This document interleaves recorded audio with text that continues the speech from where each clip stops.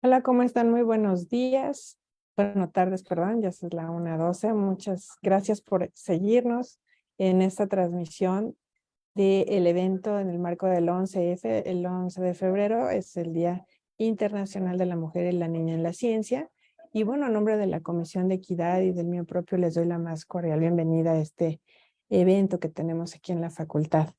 El día de hoy tenemos el honor de tener a la doctora Tatiana Fiordelicio Coll, quien pertenece al Departamento de Biología de la Facultad de Ciencias, y quien nos dará la ponencia será que sí, es lo mío la ciencia. Y bueno, pues para conocerla un poquito más, que aunque ya es muy conocida en estos medios científicos, voy a leer un poco su semblanza curricular.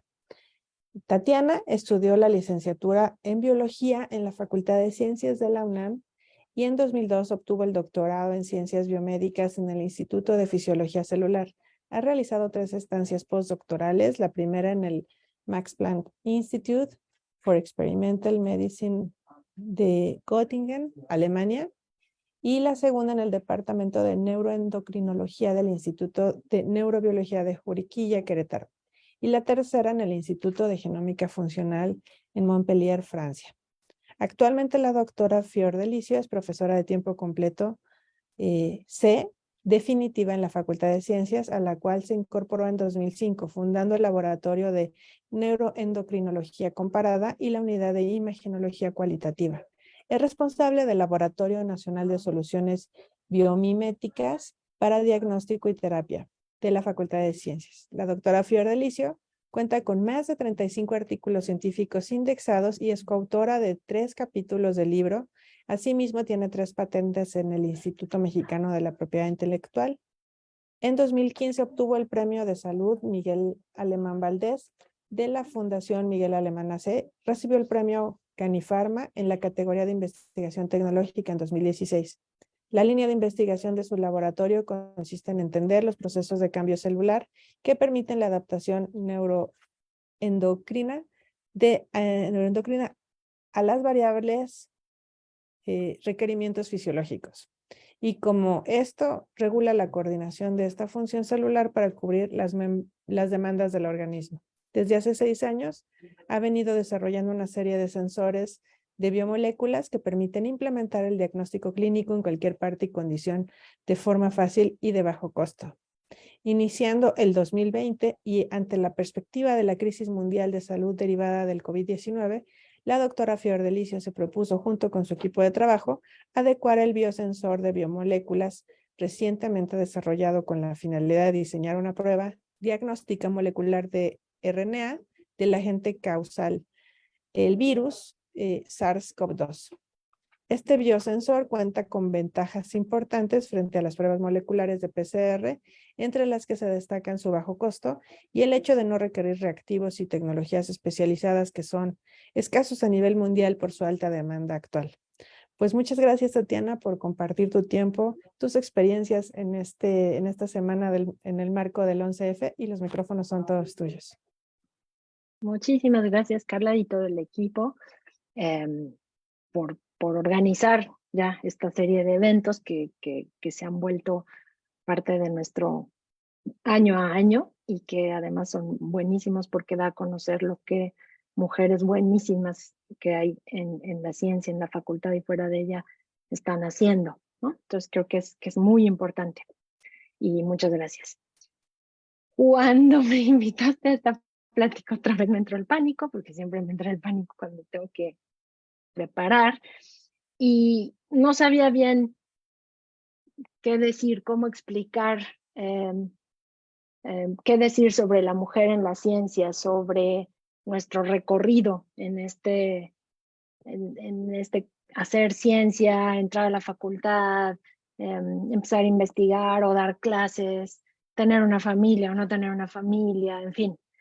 Y decidí que un poquito iba a ser un recuento de lo que había hecho y sobre todo a quién me había encontrado en este camino, que definitivamente espero que al final se entienda un poco el sentido que quiero darle. Y espero no aburrirlos a todos los presentes, y ir contando cómo ha sido mi experiencia y justamente por qué al final creo que se responde la pregunta de si sí es lo mío la ciencia o no, y si sí es lo de muchas de nosotras o no. Voy a compartir mi pantalla. Ya no sé dónde está mi manito. Compartir pantalla. Okay. Y ya no los voy a ver. Bueno, no los voy a ver por sí. Oh. Ok. Bueno, entonces empecé copiando una definición de ciencia, porque en general hablamos de las ciencias duras y las ciencias exactas, y en realidad, aparentemente, pues la ciencia es un conjunto de conocimientos sistemáticos comprobables que estudian, explican y predicen los fenómenos sociales, artificiales y naturales. Y ahí claramente hay un debate, ¿no? Porque, no sé, los matemáticos, los físicos casi que solo se aplica a esto, porque predecir es complejo y la biología en muchos casos no predice, por ejemplo. Comprueba una serie de hipótesis. Es por eso también que hay una diferencia entre cuántas teorías realmente hay en biología y ya no digamos en las ciencias sociales. Entonces, bueno, ya de entrada la definición de ciencia la encuadra mucho a mi juicio, pero ahorita voy a decirles por qué. Entonces yo entré a la Facultad de Ciencias, aquí, y yo venía con esta idea que está de este lado, que puedo poner mi puntero como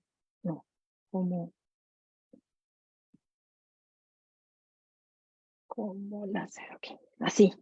¡Wow! Voy a estudiar biología y voy a ver muchos animalitos y muchas plantas y voy a estudiar la vida. Y ahí fue una de las primeras reflexiones sobre qué quería hacer. Yo quería hacer medicina o biología, o veterinaria o biología, o dar clases en una primaria o biología. Y cuando entré a la facultad me di cuenta de que amaba biología y sigo creyendo que es lo máximo y la mejor decisión que puede tomar, y ahorita les voy a explicar por qué.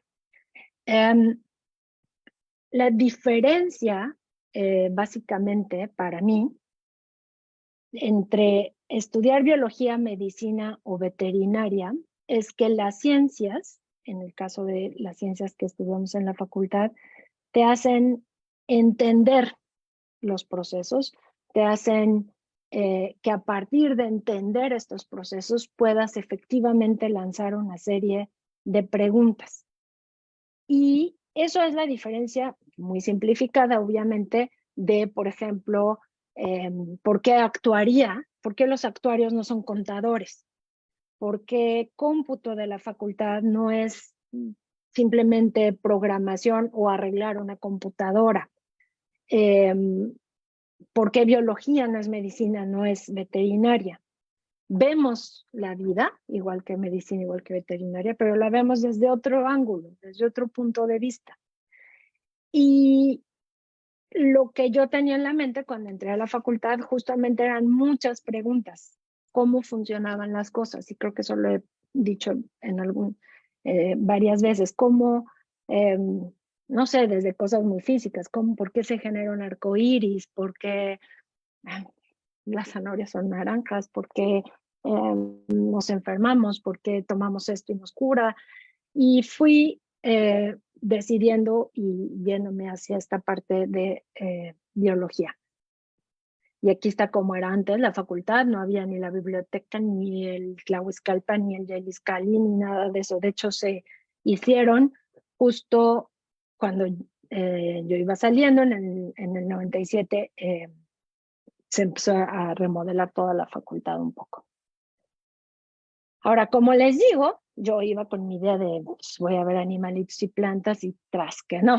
O sea, lo primero que uno veía en los 2 primeros semestres, química orgánica, física, cálculo 1, cálculo 2, geología, nada que ver de animalitos y plantas. Y ya de entrada ahí dices, ¿qué? ¿Dónde está mi maravilla de la vida? Como tu primer encuentro con la realidad y la decepción de lo que podría ser tu carrera. Y no solo es así, porque quiero decirles que se los he dicho mucho a mis alumnos, la única materia que yo reprobé fue química. Y reprobé química y ahí fue un segundo encuentro con esta parte de esto no es lo mío, que hago aquí. Tenía yo química a las 7 de la mañana, antes los horarios eran de 3 horas, las clases, con un químico. Y el señor nos recetó el libro de cálculos químicos y lo primero que decía es, ustedes son biólogos. Entonces, olvídense, nunca van a entender la química y nunca van a saber bien química. Ya no sé ni por qué he dado clases ahí, ¿no? Pero bueno. Y a las 7 de la mañana, pues yo siempre estaba dormida. Por suerte, ahorita voy a hablar de ella, siempre he tenido un ángel guardián que me detenía mi silla para que no me fuera yo para atrás, pero aún deteniéndome en mi silla, pues no logré pasar química. La otra materia, las otras dos materias que fueron mi coco fue cálculo. Soy pésima en matemáticas, pésima. Y como dice el chiste, mi ángel guardián intentaba explicarme con peras y manzanas y pues, no, pasé gracias a ella, pero no, además dijo mi amiga, vamos a meternos con la mejor maestra, no sé qué, nos vamos a meter con Rosalía Ridaura. Ah, bueno, ahí vamos.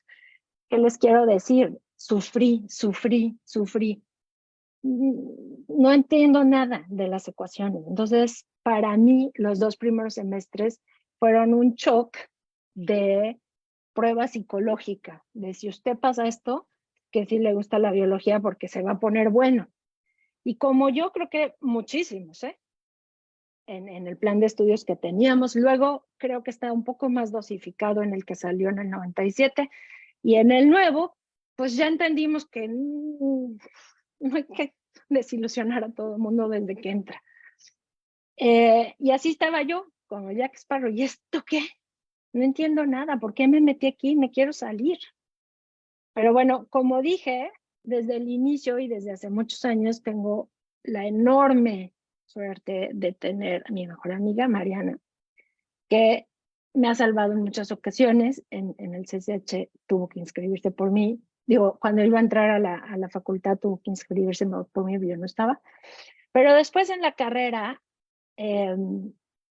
eso me hizo pasar matemáticas, me hizo pasar química y siempre estaba ahí, ¿no? Entonces, de esto, un poco la historia de la que les voy a hablar es, lo mío es la biología, pero siempre es importante tener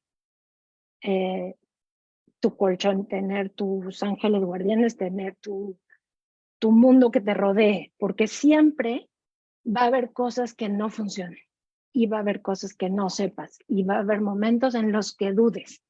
Y espero transmitirles esto sin chillar mucho durante toda la presentación. Entonces, bueno, Mariana para mí es vital, si no, me hubiera quedado en el primer semestre en cálculo 1, creo que lo hubiera pasado unas 6 veces, y química también, y luego bioestadística, pues igual, aunque Ceci Venegas no me hizo sufrir tanto, pero bueno, igual. Entonces, empecé así la carrera, la facultad, ya con dudas de si había tomado la buena decisión o no, porque no me sentía capaz de aplicar las 8 primeras materias que llevaba el primer año. Después las cosas mejoraron, pero no tanto mejoraron. ¿Por qué? Tenemos una idea de la ciencia o aplicamos una idea de la ciencia que es esta, el método científico acuñado con cincel y martillo en piedra. Nos lo enseñan, bueno, desde la primaria. El método científico es tener antecedentes, tener una pregunta, una hipótesis, que ya quiere decir que tenemos una idea de a dónde vamos, y luego haces tus experimentos para corroborar o no esa hipótesis, pero en general es corroborar, porque cuando no la corroboras no hay ni quien te haga caso, ni quien te publique, ni quien nada.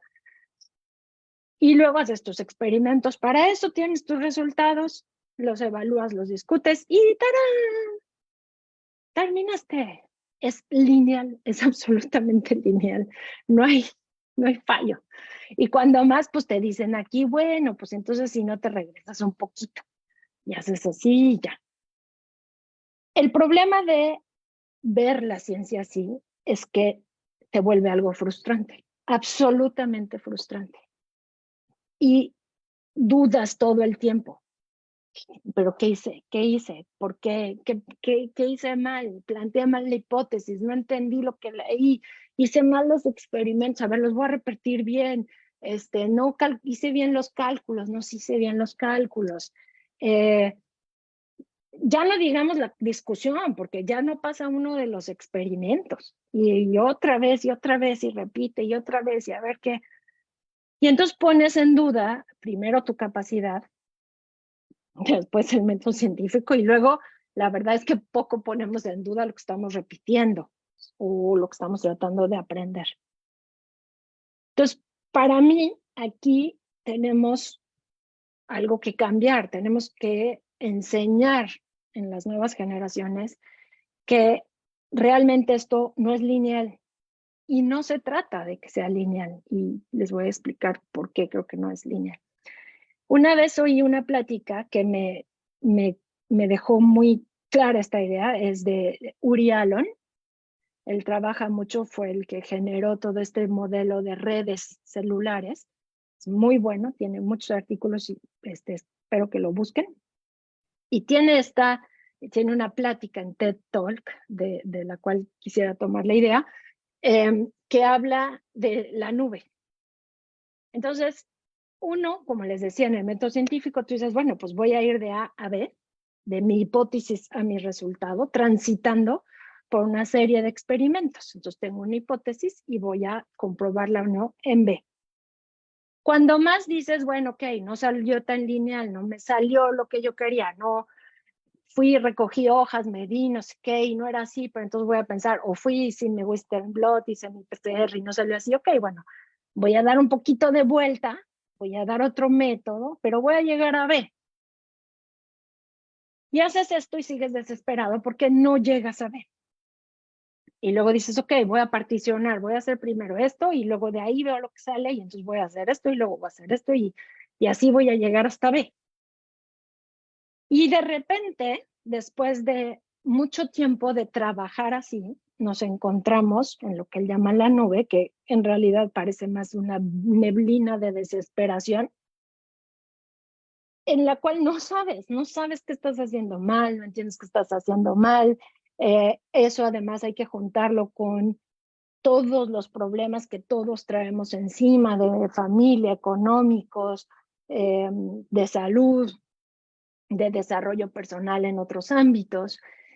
Y tú lo que querías era tu tesis o tu artículo y empezar en A y yo en 6 meses quiero tener B y no hay forma de que llegues. Y no hay forma de que llegues y entonces te empiezas a preguntar, bueno, yo tengo mi pregunta y mi respuesta era esta, no llego.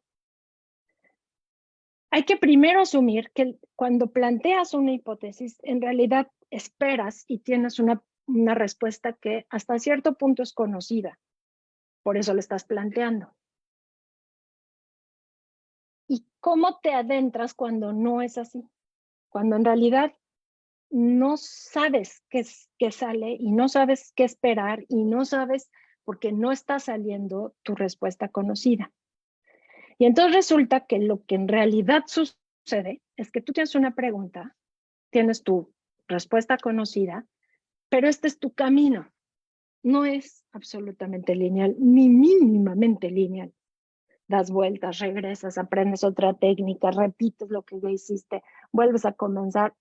Eso sin contar con la variabilidad intrínseca de los seres vivos, que de por sí pues son seres vivos, no tienen que comportarse como queremos que se comporten. Y resulta que después, no de 6 meses, de 4 años, no sé, yo hay un trabajo que estoy haciendo ahorita que llevo 10 años y apenas creo que va a salir algo interesante. Entonces resulta que llegas a otra respuesta, porque es justo lo que, por ejemplo, con este trabajo está pasando. Y eso es totalmente desconocido. Y esa otra respuesta es totalmente desconocida. Y esa otra respuesta, a mi juicio, es cuando la encuentras, valió la pena todo esto, toda esta nube, todo, porque es realmente entender un proceso y es nuevo. No es algo que yo esperaba, es nuevo. Entiendo que todo este proceso de aquí puede resultar cansado, puede resultar frustrante, puede resultar largo, pero hay que preguntarnos por qué nos da esos sentimientos, por qué nos genera frustración, por qué nos genera enojo, por qué nos genera desesperación, por qué este balance entre lo conocido y lo desconocido nos genera inseguridad, queremos llegar rápido a esa respuesta. Y pasa todo esto. Y ahora, yo veo, el otro día, justo ayer, les digo a mis compañeros del Laboratorio Nacional, les digo, voy a dar la plática, mándenme memes. Y me mandan memes y la mayoría son, no, mi asesor, no quiero decir la palabra, pero ustedes conocen bien los memes que lanzan, me reúno con mi asesor y me quiero suicidar, no me deja avanzar, no me hace caso, me manda que vea a mis demás compañeros, en fin, una serie de cosas. Quiero decirles que todos, absolutamente todos, y en este caso nosotras también, las asesoras, hemos pasado por ahí, hemos transitado por ahí. No es privativo del estado en el que están los alumnos o los futuros alumnos. Y el problema es que en ese momento no lo vemos, no vemos eso y nos sentimos como los únicos que estamos viviendo ese mal momento. Quizás si yo esté con otra asesora fuera más rápido. No, es que con fulanita hace súper rápido las tesis y con fulan. La verdad es que no, la verdad es que depende del proceso de aprendizaje y depende de muchas otras cosas. Pero entonces estamos aquí, esta es nuestra triste, otra parte de la historia en la cual uno vuelve a decir, no estoy hecho para esto, yo mejor me voy a buscar otro trabajo, ya necesito vivir independientemente, no avanzo con la tesis, mi asesor me manda correcciones. Y el problema, a mi juicio, es que como no tenemos un resultado lineal, generamos, como decía, estos sentimientos. Y generamos todavía peores, de incertidumbre, como el de aquí, ¿no? Ok, me meto a la maestría, me meto al doctorado, ¿eso me garantiza un trabajo? Pues no. Pero tampoco te garantiza un trabajo la licenciatura, tampoco te garantiza. ¿Y cómo manejamos todos esos sentimientos? Nos hacen sentir otra vez, ¿estamos hechos para esto o no estamos hechos para esto? ¿Estamos hechos para vivir en esta constante búsqueda o no? Ahora, yo en esta reflexión quiero decirles que eso pasa, a mi juicio también, no sé, a lo mejor estoy equivocada, en todo en la vida. Si tomo esta decisión, me voy a ir de viaje, no me voy a ir de viaje, si me caso con esta persona o no me caso, o me junto o no me junto, voy a tener hijos en 2 años o en 5, en todo en la vida. Y la ciencia no se escapa a eso. El punto es que nos genera mucha más angustia. Y otra vez, ¿por qué nos genera angustia? Nos genera angustia, a mi juicio, porque desde chiquitas,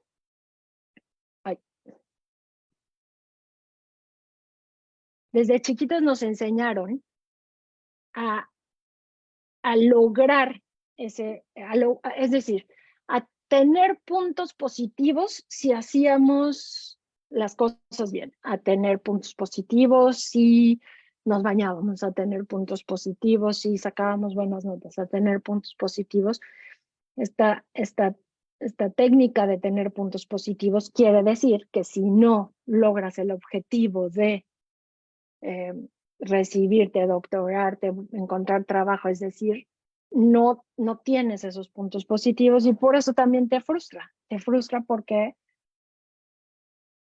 no estás cumpliendo con tu chequeo de las cosas que hay que hacer. Y otra vez te vuelves a preguntar, ¿estoy hecho para las ciencias o no? Porque no logro sacar una tesis, no logro sacar un artículo. Y estamos tan inmersos en este pensamiento que se nos olvida que lo importante, o a mi juicio, lo que yo valoro más, es el proceso, lo que podemos aprender en el proceso, porque eso nos va a llevar a hacernos otras preguntas y a contestarlas y a prepararnos para otras cosas. Ahora, yo sé que no todos vamos a hacer investigación, no todas vamos a trabajar quizás en el ámbito académico, pero me parece que es aplicable a trabajar dando clases en una primaria, a trabajar dando clases en una secundaria y siempre estar buscando mejorar y aprender de lo que queremos hacer. Entonces, para mí el proceso es lo que es importante.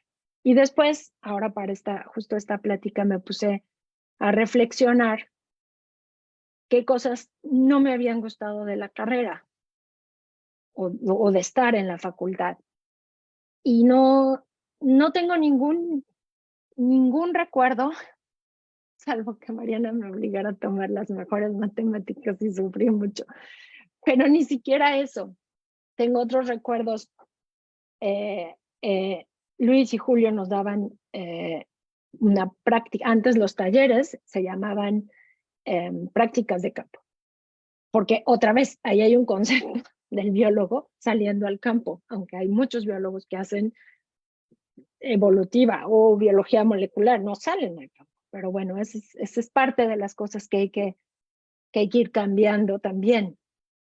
Y revisé un poco todas las maestras que tuve y todas para mí son un ejemplo de tenacidad, de amor, ¿qué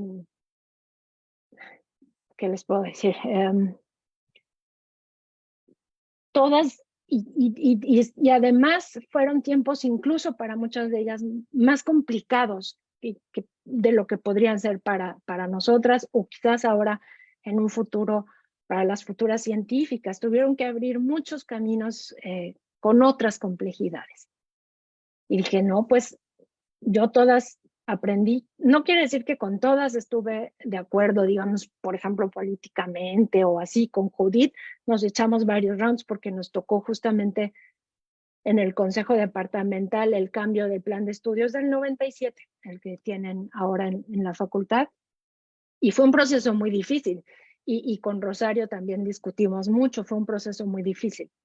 Pero puedo decirles que de todas tengo un recuerdo enorme, hermoso, o sea, aprendí mucho. Y entonces esta diapo está aquí porque es como el segundo grupo que les digo que te sostiene, aunque te pelees, aunque no sé qué, aunque te desesperes y digas, pero ¿por qué me dijo esto? No es que me acuerdo también perfecto que Mariana dijo, bueno, vamos a tomar con Lichi porque es buenísima. Y como era físico-química,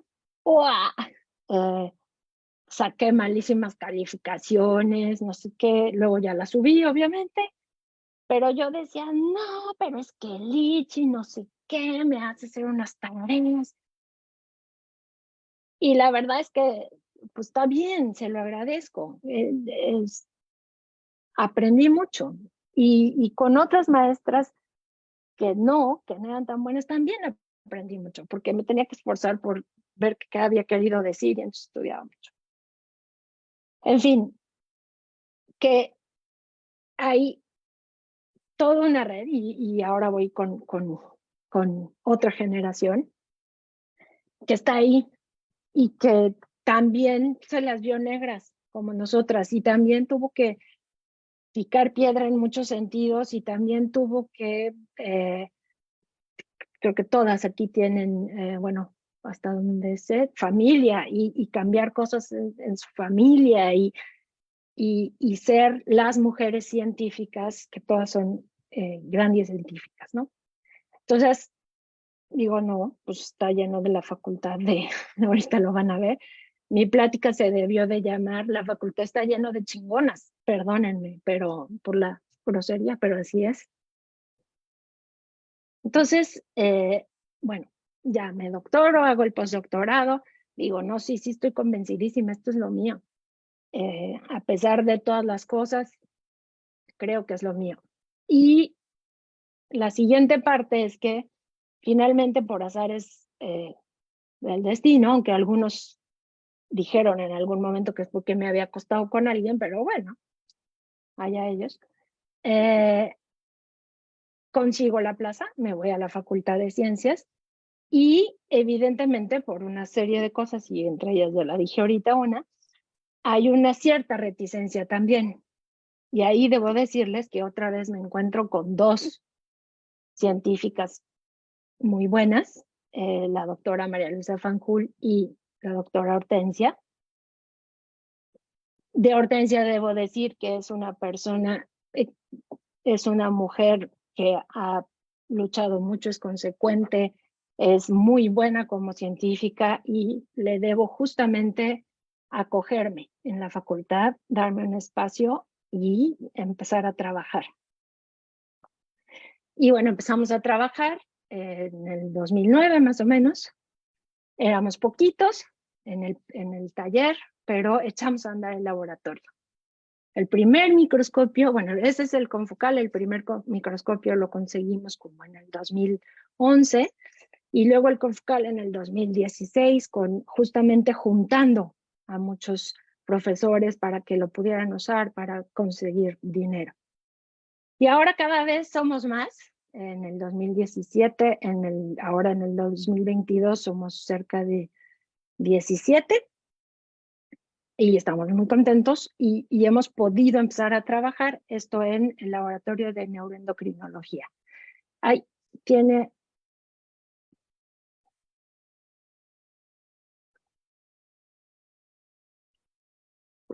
No sé si se oye el audio. No. Perdón. Bueno, entonces ahí están viendo un poquito lo que hacemos en neuroendocrinología.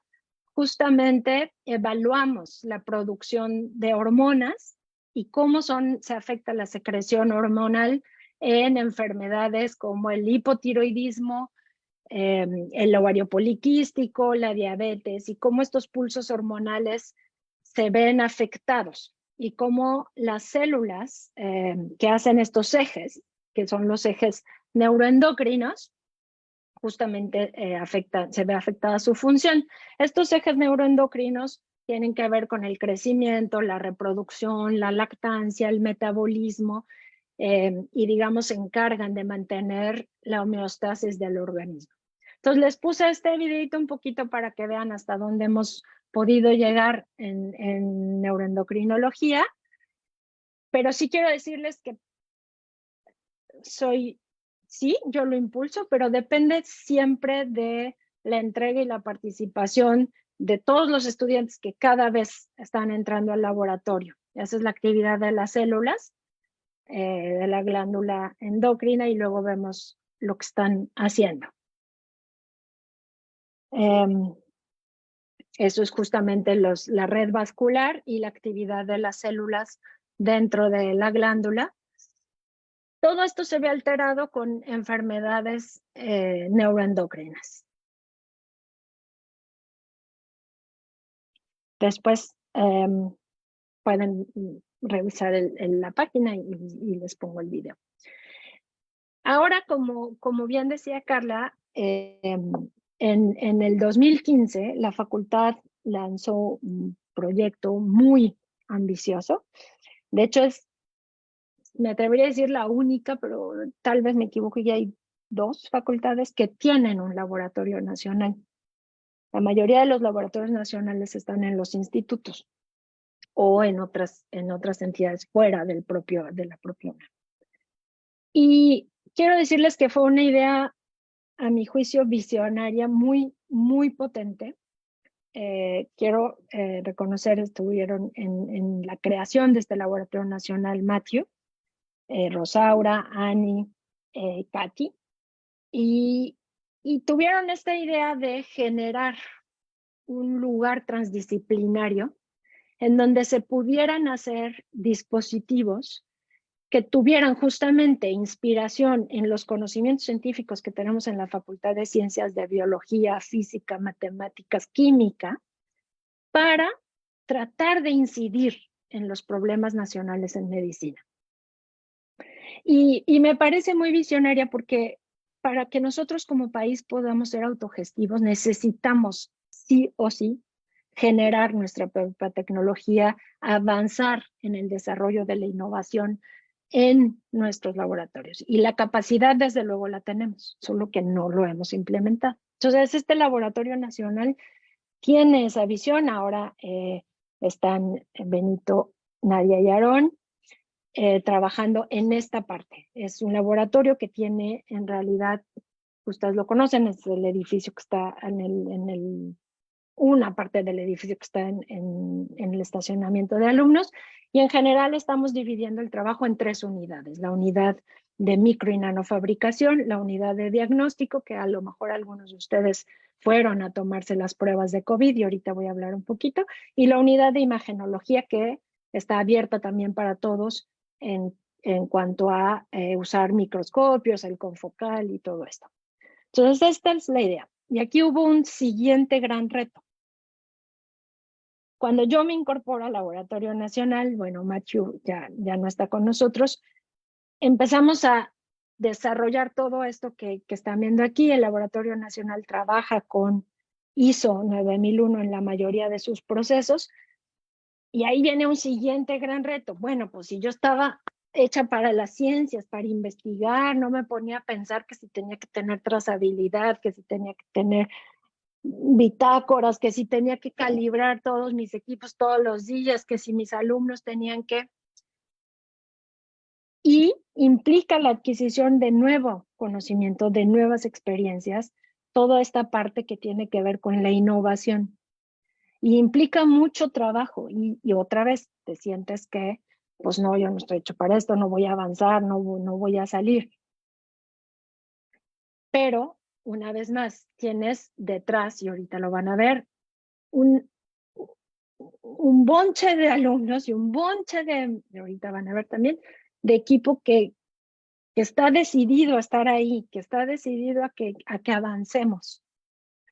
Entonces, esto es un resumen, muy resumen, de los trabajos que hay de colaboración. Todas estas colaboraciones se tienen para lo que es órganos en chip, tejidos en chip, para probar desde cosas mecánicas hasta cosas farmacológicas. Esto es todo un trabajo que hay de instrumentación. Ahorita les muestro unos ejemplos, incluso algunas colaboraciones internacionales. Hay mucho trabajo ahí detrás de todo el equipo. Esto es un resumen de lo que se hace en la unidad de micro y nanofabricación, en donde hacemos nanofabricación, como estas réplicas de bacteriófagos de 20 micras, estas válvulas para un proyecto de glaucoma, que aquí está la válvula insertada, que tienen 100 micras, o estos chips que ya son más grandecitos, en donde hacemos justamente cultivos celulares y los chips de diagnóstico, y toda esta parte macro de instrumentación. Todo esto se los muestro porque tiene que ver con la siguiente parte que yo considero que es maravillosa de la ciencia y maravillosa de la facultad. Yo sé que cada vez tenemos que reducir más porque tenemos poco tiempo, porque, en fin. Pero quiero decirles que gracias a que sufrí con física y sufrí con química, ahora podemos hacer todo este desarrollo científico transdisciplinario, porque ahora cuando en realidad de física son más chicos, en todo lo demás somos más mujeres, pero no sé, cuando Diego, Raúl, Yasab, Aarón, Benito dicen, no, pues entonces la microfluídica, y entonces si es laminar, y si no es laminar, y entonces el PNMS, y entonces ¿qué?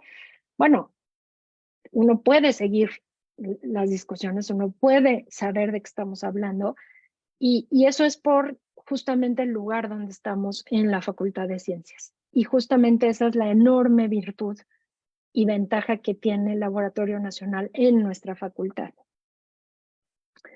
Otra de las ramas, les decía, es la de diagnóstico. Y desarrollamos toda una serie, que son los que estamos haciendo, de chips para diagnóstico, que pueden ser hormonales, como la detección justamente de hormonas como la hormona tiroidea, la hormona de crecimiento, y para eso tenemos colaboraciones con muchos institutos de salud. Puede ser que estábamos haciendo de insulina glucosa, y aquí hay todo un trabajo con justamente los físicos para la parte de la medición por cambio de voltaje o la medición por fluorescencia. Hay que saber mucho de electroquímica, mucho de óptica, mucho de comportamiento de fluidos. Tiene que ver con la detección de anticuerpos. Ya sacamos o estamos por sacar el segundo artículo que tiene que ver con el chip de anticuerpos.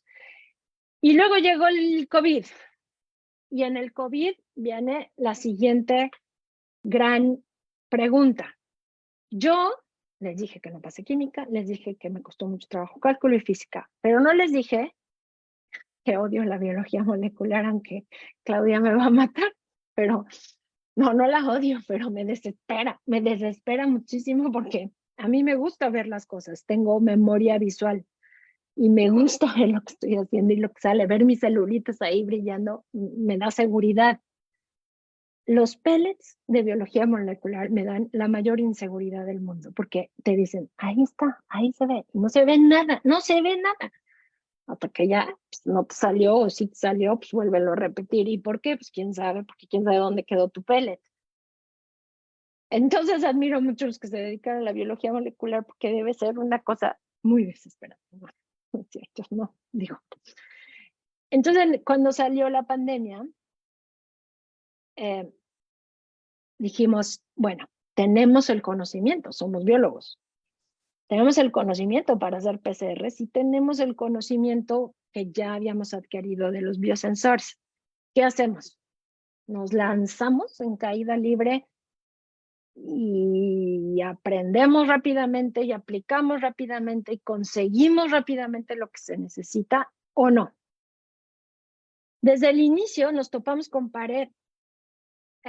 No, esto no se puede, no porque esto está regulado, no porque necesitas una campana de bioseguridad número 3, no porque el INDRE dice que no es que, no porque no tenemos kits. Bueno, yo ni siquiera tenía termociclador, porque no hago normalmente en mi laboratorio en NEC biología molecular, o no de este tipo, digo, sí puedo hacer un Western o genotipificación. Pero era realmente una decisión de caída libre, porque no estábamos acostumbrados a este tipo de proyectos.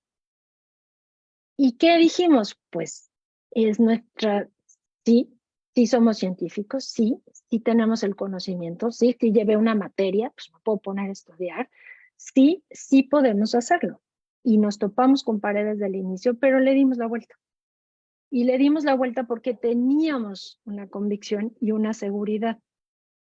Este fue el kit que ya desarrollamos, que es el kit de detección con nuestro método, que es el método que está patentado por la UNAM.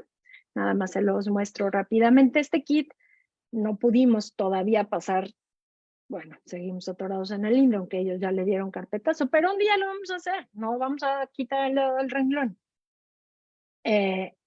Y aprendimos toda una serie nueva de cosas que no esperábamos, que no sabíamos, que no teníamos ni idea.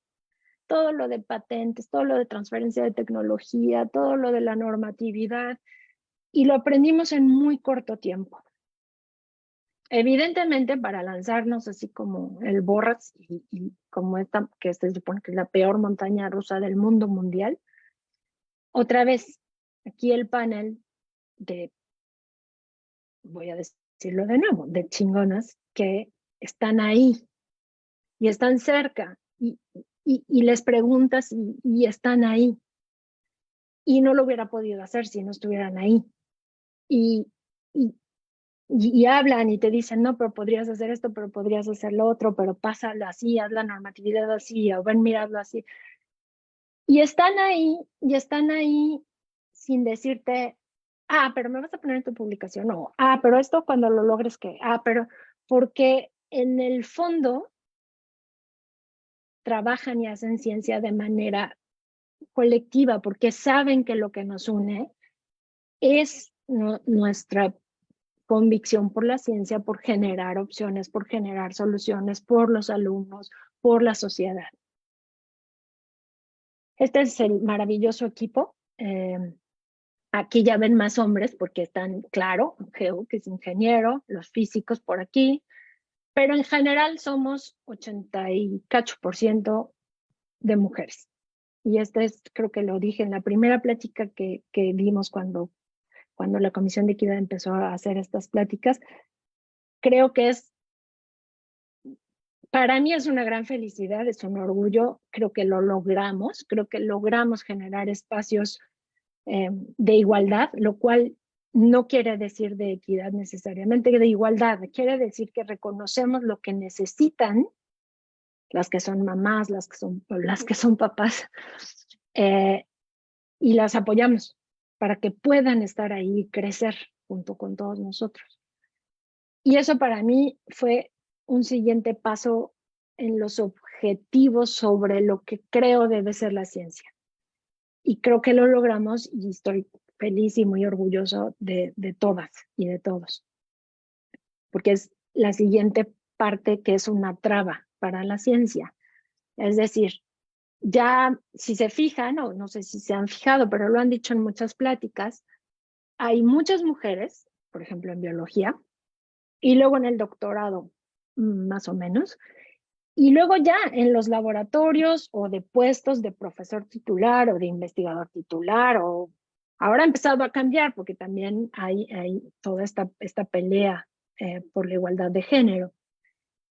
Pero empiezan a disminuir las mujeres y empiezan a disminuir evidentemente porque es el momento en que tomas la decisión de tengo hijos, no tengo hijos, me caso, no me caso, me junto con alguien, no me junto con alguien, si tengo una familia, pues requiere mi atención, pero el laboratorio o las salidas de campo o cualquier tarea requiere mucho tiempo, compromiso, te abstraes, vas los fines de semana, te quedas hasta noche y empieza a resultar incompatible, a menos de que logres un espacio de crecimiento en el laboratorio y en tu casa. Es decir, que te rodees de las personas indicadas que te permitan crecer. Y eso implica muchas cosas. Implica, yo, por ejemplo, he salido 3 veces durante un año y medio de México y siempre me vengo sola con mis hijos. Bueno, ahí hay un compromiso familiar de eso es lo que yo quiero hacer. Quiero salir, crecer, aprender nuevas cosas para regresar y poderles enseñar a mis alumnos, montarlas en México, que hagamos cosas nuevas. Implica que uno haga muchas cosas y que sea una decisión pues difícil, pero que estés consciente que vale la pena. Estos son los nombres de todo el equipo, somos muchos. Y esto es el resultado de nuestro método. Si no purificamos y usamos la muestra tal cual, la verdad es que tiene muy buena sensibilidad y tiene quizás varios falsos negativos, pero varios falsos positivos, pero no importa. 80% versus 92%. Y esto es cuando purificamos. Durante toda la pandemia fue un periodo muy complejo porque hubo días que estábamos haciendo 1000 pruebas al día que implican desde recibir el correo, contestar, que ya Claudia, Regina, Diana, Angie, es desesperante porque un correo implica 5 mails, hacer la cita, que vayan, que les expliques, pero ese fue nuestro siguiente reto. Queríamos aportar haciendo los diagnósticos, pero queríamos que la gente se sintiera también diferente. Es decir, dijimos, bueno, somos científicos, no somos una compañía. Entonces vamos a explicarles qué es un PCR, vamos a explicarles qué es una carga viral, vamos a explicarles qué significa. Y eso implicó pues quisiéramos muchos materiales, muchos PDFs. ¿Por qué? Porque es una forma también de llegarle a la gente con la ciencia, que entienda lo que tiene, que entienda por qué se fue a hacer una prueba.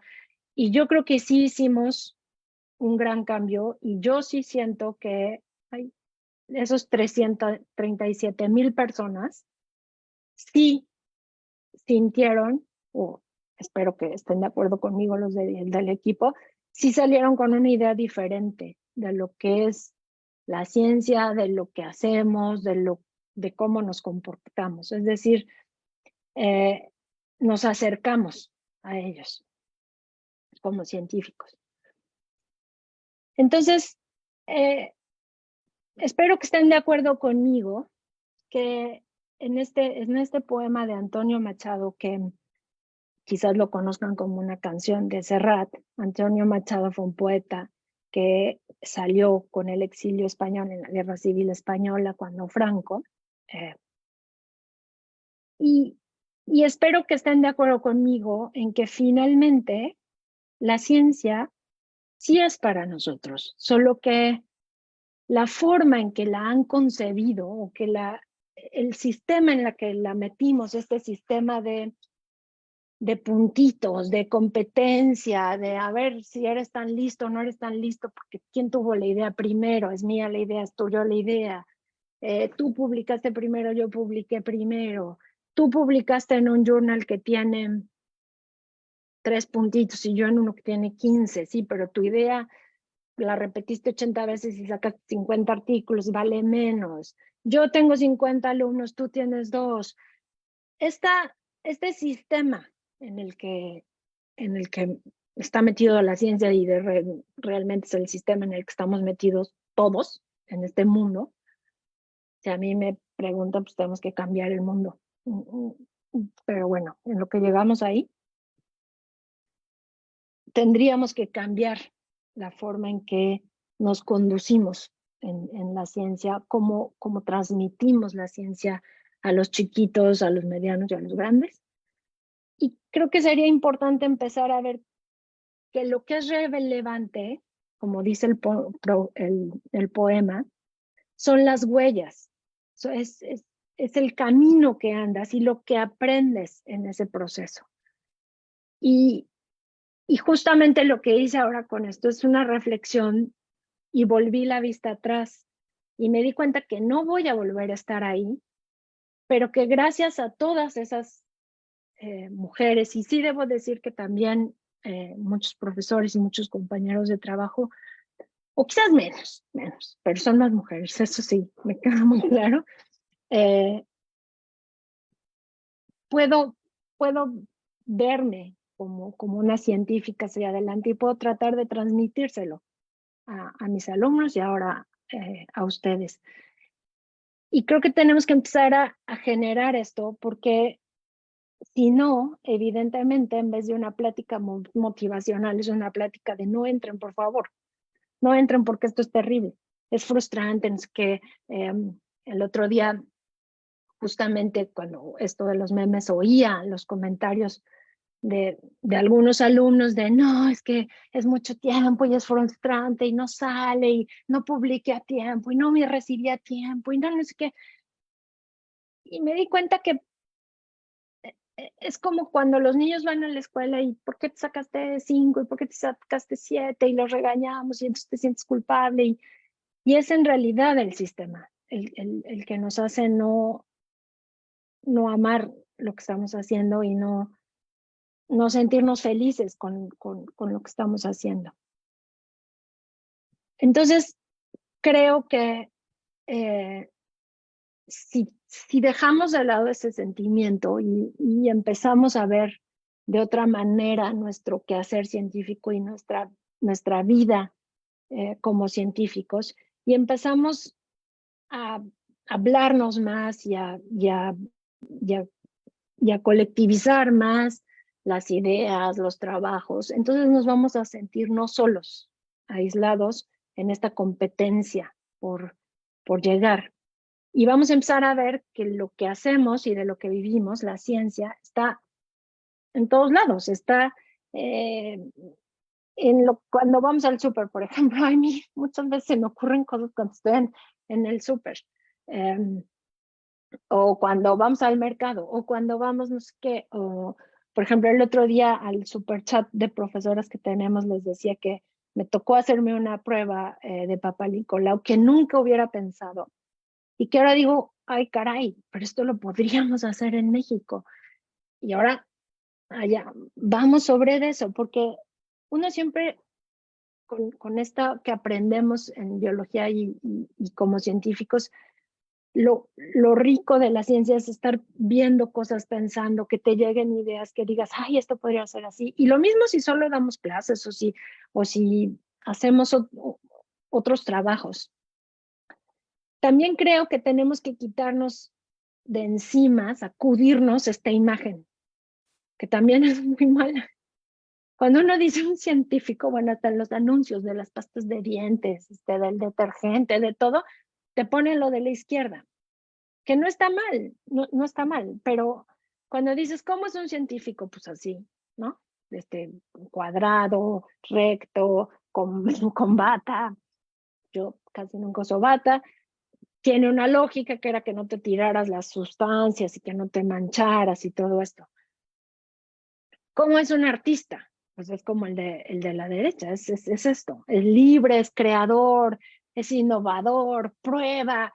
Y yo digo, bueno, perdónenme tantito, pero los científicos tenemos sí o sí que ser así, porque justamente porque no somos lineales, porque tienes que crear, porque tienes un resultado y tienes que crear, ver, innovar, pensar qué vas a hacer. Quizás no se ve reflejado en un cuadro y por eso a la gente le cuesta trabajo entender que sí somos creadores, que sí somos innovadores, que sí somos libres. Y luego en esta parte tercera o cuarta parte diría yo que es una traba, creo que también hemos avanzado mucho y es en la cuestión de la igualdad de género, del respeto, de que se termine la violencia de género, que la hay y la hay otra vez en el mundo mundial y en nosotros. No estamos exentos. Y en muchos casos, por esto que les decía del nivel de compromiso y tiempo y entrega que requiere la ciencia, puede verse más agrandado esta zanja, ¿no? De diferencia de género. Y ahí siempre lo he reconocido, agradezco y creo que muchas profesoras agradecemos a las chicas que decidieron parar la facultad, pero también que decidieron construir con la facultad, no solo pararla. Y eso me parece que fue vital en ciencias, la capacidad de nuestras estudiantes de no solo ver el problema y pararnos a todos para que lo viéramos, sino de además tratar, a pesar de lo difícil, de construir. Y creo que eso es algo que nos da la ciencia. Como, ok, este es el problema, ¿y ahora qué? Es decir, somos prácticos. ¿Y cómo construimos? ¿Qué hacemos? Ok, ya está el problema aquí, ya lo vimos. ¿Y ahora qué hacemos? Y esta área pues es un resumen de lo que estamos intentando hacer todas cuando nos dimos cuenta de la magnitud del problema y que pues no habíamos visto, no lo teníamos tan claro. Quiero reconocer muy especialmente Gaby y Ángeles, dos profesoras que me parecen de una fortaleza muy grande, son un ejemplo de vitalidad, de ganas, y bueno, Carla de equidad, de todo el trabajo que están haciendo, obviamente Janet, Eli, Iris, Susana, y el grupo de académicas que le entró muy claramente a esta necesidad de cambio, pero no solo, que se dio cuenta, siento yo, nos dimos cuenta que habíamos perdido, que no solo las estudiantes estaban solas en esto, sino que nosotras mismas estábamos solas y estábamos atomizadas y es una estupidez, básicamente, porque como les he tratado de mostrar en toda esta plática, ahí estamos todas y eso es lo que nos va a sacar Es decir, conocernos, hablarnos, empujarnos nos va a sacar. Saber que estamos ahí, que cuando empezamos, por ejemplo, lo del COVID, les dije, yo no tenía termociclador, ni tenía puntas, ni tenía no sé qué, no sé qué. Yo puse en el chat, por favor, ayuda. Y quiero decirles que la respuesta de las profesoras organizadas del grupo fue maravilloso. Unas trajeron, me dieron unas cajitas de puntas, otras subieron todo su equipo de elección de fluorescencia, y eso hace una enorme diferencia cuando te enfrentas al muro que te enfrentas y que te puedes enfrentar a él todos los días, pero sabes que al final puedes mandar un WhatsApp o que al final puedes tocar la puerta de al lado y decir, ¡ay, help! Y eso sería muy importante que todas las nuevas científicas y todas las mujeres pudieran tenerlo. Este es un collage que se hizo hace algún tiempo. Yo creo que con Carla Iris hay que sacar un quiz a ver quién reconoce a su profesor ahí. Pero justamente estas maravillosas niñas son profesoras de la facultad. Todas supongo que en algún momento se hicieron la pregunta de qué hago aquí, porque estoy aquí. Una vez en otra plática les decía, todas, que la mayoría que tiene familia, tenemos ese peso de, ay, no estuve suficiente con mis hijos, sí estuve suficiente, le dediqué más a la ciencia que a mis hijos, los traía sin peinar y no sé qué, les di siempre de comer lo mismo. El peso que cargamos es muchas veces más fácil cargarlo compartidamente. Y creo que eso es lo que estamos aprendiendo y logrando hacer. Entonces, ¿será que sí es lo mío la ciencia? Yo digo que sí. Pero creo que es lo mío porque me he rodeado de mujeres muy chingonas y creo que es lo mío porque no lo veo como un acto individual. Lo veo siempre sí o sí como un acto colectivo. Un acto en el que todos tenemos que aprender, todos tenemos que apoyarnos, todos tenemos que salir, especialmente nosotras. ¿Por qué? Porque no hemos logrado cambiar el mundo. Y cuando lo logremos cambiar, a lo mejor seguiremos estando juntas, porque eso es lo que nos da mucha fortaleza. Ya.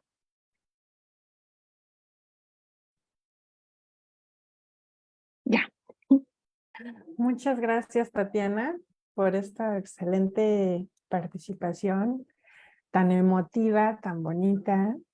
Pues agradecerte todo el esfuerzo que haces para estar con nosotros en esta ocasión, porque ustedes a lo mejor no saben, pero Tatiana ahorita no está aquí en la Ciudad de México, no está en México y tenemos un desfase de horarios, bueno, ya saben, ¿no? Tremendos. Entonces agradecerte, de verdad me hiciste recordar también mucho de cuando uno está pasando por esos procesos de frustración y pues así como de sentirte perdido, ¿no? En muchas partes. Y sí decirles que pues sabemos muchas mujeres científicas dispuestas a apoyarnos. También sé que hay muchas personas que no lo van a hacer, pero justo que sepan que sí hay gente que sí lo va a hacer y basta a veces con justamente preguntar, levantar la mano y la gente se va a acercar, es increíble. Por supuesto, hay gente que no, pero de verdad yo también los exhorto a levantar la mano. Y, Exacto. y bueno, tenemos aquí unas preguntas antes de cerrar esta, ¿qué te digo? Pues muchas gracias por todo lo que dijiste. Estoy como muy conmovida también. Entonces, bueno, te pregunta Gladys, es bueno ver que todos hemos pasado por lo mismo, pero ¿cree Sí. usted que hubo algo en específico que si alguien lo hubiera dicho antes, pudo haber cambiado la situación? Y ahora que ya logró todo esto, en lo que está ahorita, ¿qué palabras les diría a su yo del estudiante? No estoy segura que algo pudiese haber cambiado mi situación, Okay. porque, porque es un aprendizaje muy lento. O sea, no sé no sé si les ha pasado, pero bueno, yo, por ejemplo, intentaba explicarle a mis hijas lo difícil que tienen en el metro antes de que hubiera la separación, pero es como un sentimiento que yo veo que las nuevas generaciones no están tan así y me da mucho orgullo, pero por ejemplo yo decía, es como cuando vas en el metro y te tocan, que te quedas como frío, como paralizado, estúpidamente paralizado, que dices, pero ¿por qué? ¿Por qué? ¿Por qué no grité? ¿Por qué? Y todo el mundo te dice, sí, porque grita, porque toca el botón de pánico, porque no sé qué, porque no sé qué. Y tú en ese momento estás paralizado, simple y sencillamente no puedes.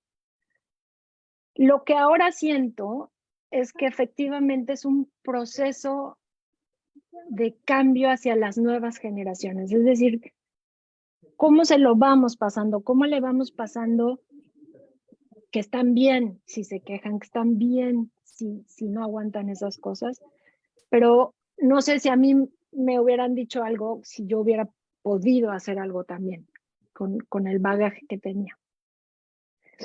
¿Qué le diría a las nuevas generaciones? Justo, no están solas, no son las únicas en este mundo que han pasado o que van a pasar por esas cosas.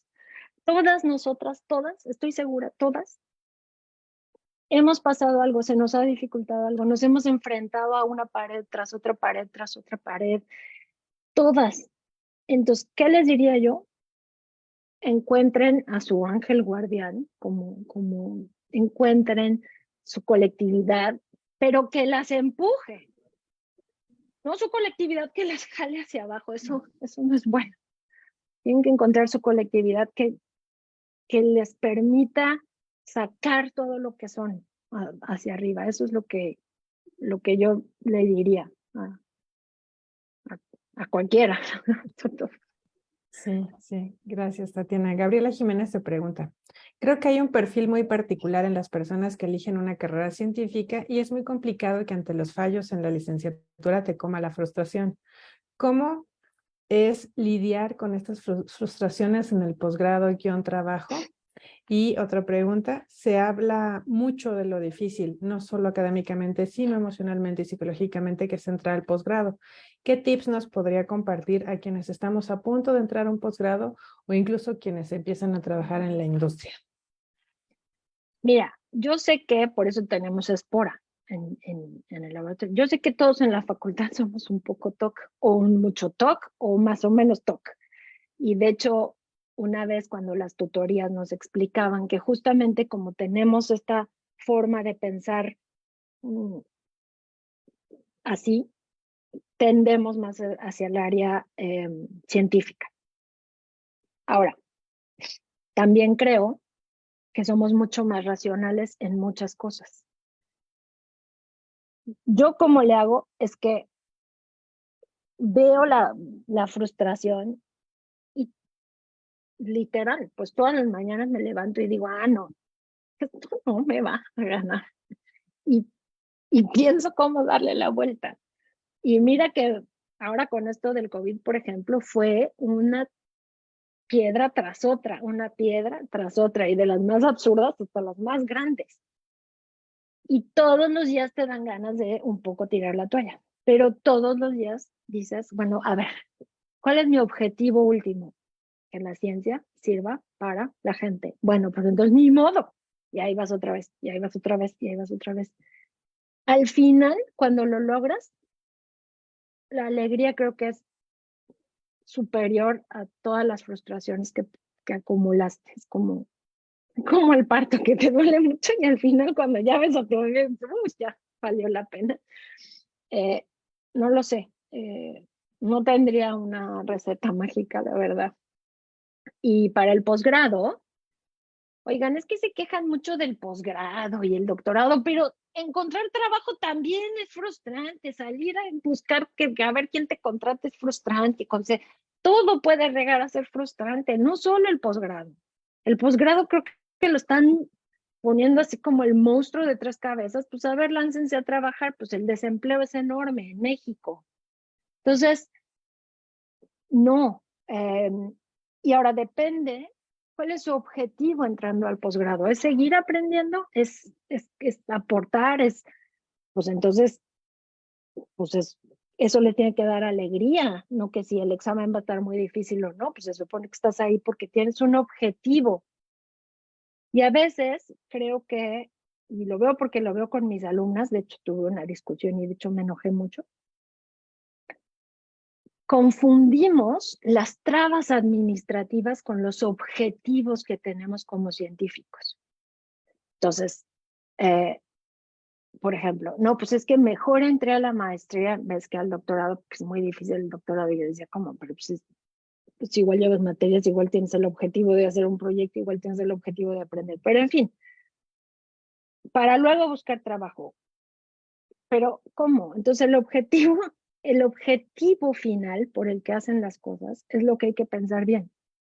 Porque si lo que quieres es trabajar, bueno, pues hay que buscar trabajo de una vez. ¿Qué consejos para la industria? Hay muchas habilidades que no aprendemos en la facultad. En el nuevo plan de estudios, algunas de ellas ya están. Pero, por ejemplo, esto que yo les contaba de toda la normatividad, del sistema de gestión de calidad, de todas las ISOs, no tenemos ni idea en ciencias. ¿Por qué? Pues porque somos científicos y entonces decidimos que como somos científicos, no necesitamos aprender todo eso. Eso es de químicos. Los químicos sí tienen muchas de esas materias porque están pensando en laboratorios clínicos, en desarrollos, en no sé qué.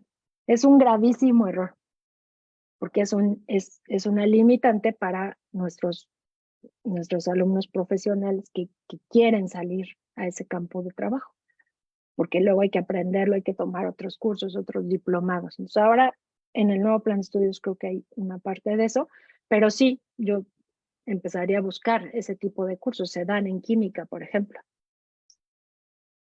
No sé si contesté, creo que sí. Sí.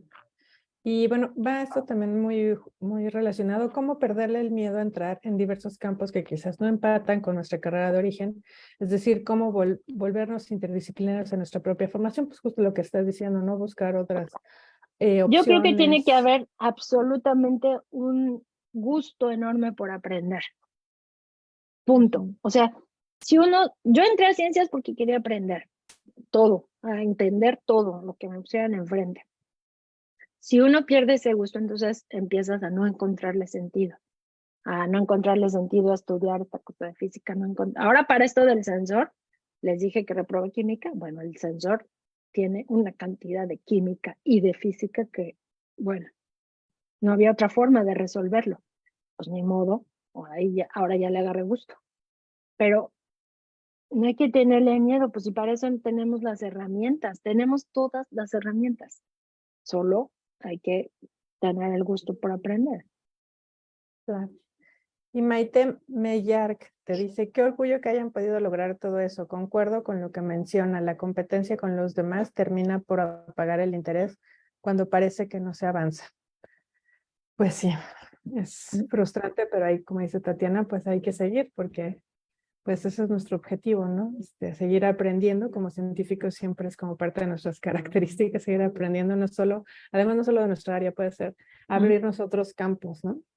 Y bueno, con esto pues terminaríamos esta participación de la doctora Tatiana. Muchas gracias, Tatiana, de nuevo por tu No, tiempo, ustedes. que nos compartiste. Pues, ¿qué te digo? Te No, admiramos gracias. 1000, 8000, te queremos mucho y a todos los demás que nos están escuchando, muchas gracias por estar con nosotros. Los espero a las 4 con otra ponencia. Muchas gracias. Nos vemos. Gracias a ustedes. Hasta luego.